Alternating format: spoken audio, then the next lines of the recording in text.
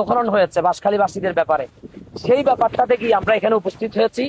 যদিও বা বাঁশখালীর মানুষেরা যদিও বা পানি নাই, পানি থেকে দূরে গেছে, কিন্তু তারা কষ্টের দিক থেকে কোনো দিক দিয়ে কমতি নাই।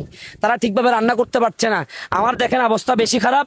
এই অবস্থা দেখে আমি সবার ঘরে ঘরে গিয়ে যারা ত্রাণ দিচ্ছেন তাদেরকে বলবো, ত্রাণ দেওয়ার ক্ষেত্রে মানুষের রাস্তায় হাতে দোকানে না দিয়ে মানুষকে ঘরে ঘরে গিয়ে উপস্থিত করে যার যার ঘরে কি ক্ষতি হয়েছে ওদেরকে দিবেন ত্রাণ, অন্য কারো না। যারা পয়সাওয়ালা, যাদের ছেলে বিদেশ, তারা ত্রাণ নিয়ে বসে আছে, তো আমরা ত্রাণ ওদেরকে দিব যারা প্রকৃত ক্ষতিগ্রস্ত হয়েছে পানিতে পড়ে, এজন্য উপযোগী যারা ত্রাণ পাবে তাদেরকে আমরা দিব। ত্রাণ অন্য কেউ দেওয়া যাবে না।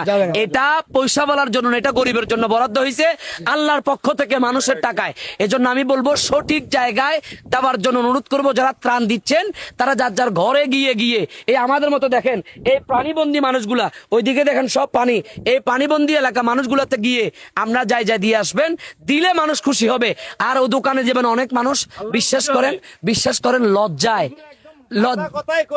লজ্জায় মানুষ যারা গরিব, যারা মধ্যবিত্ত, তারা ঘর থেকে বের হচ্ছে না, না খেয়ে বসে আছে, তাও ঘর থেকে বের হচ্ছে না। কেন?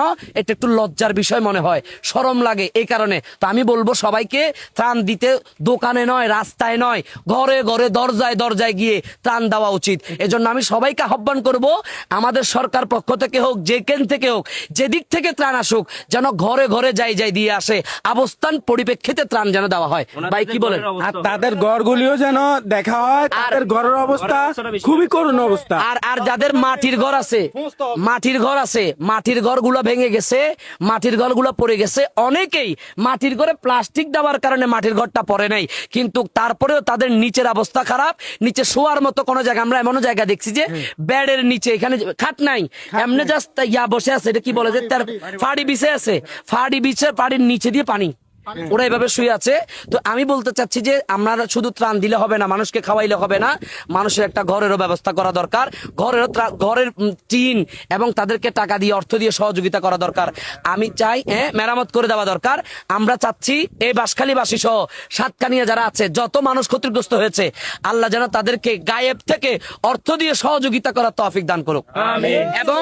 এবং এই আমরা এই এলাকায় এসেছি, যদিও বা এই এলাকা যে এলাকায় হোক, আমরা রিসালাত, আমরা জামিয়া থেকে এসেছি, মাইজবান্ডার থেকে এসেছি, আমাদের আহ্বান, মাইজবান্ডারের আহ্বান, হযরত হুজুর কিবলা তৈয়ব শাহ হুজুরের ডাকে আমরা সাড়া দিয়েছি, এখানে এসেছি।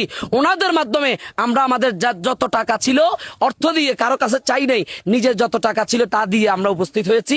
বেশি কিছু আনতে পারি নাই বাঁশখালীবাসীর জন্য, শুধুমাত্র অল্প কিছু জিনিস নিয়ে এসেছি। যদি আল্লাহ সুযোগ দেয়, তৌফিক দেয়, আরো কিছু করে দেওয়ার চিন্তা ভাবনা করবো ইনশাআল্লাহ।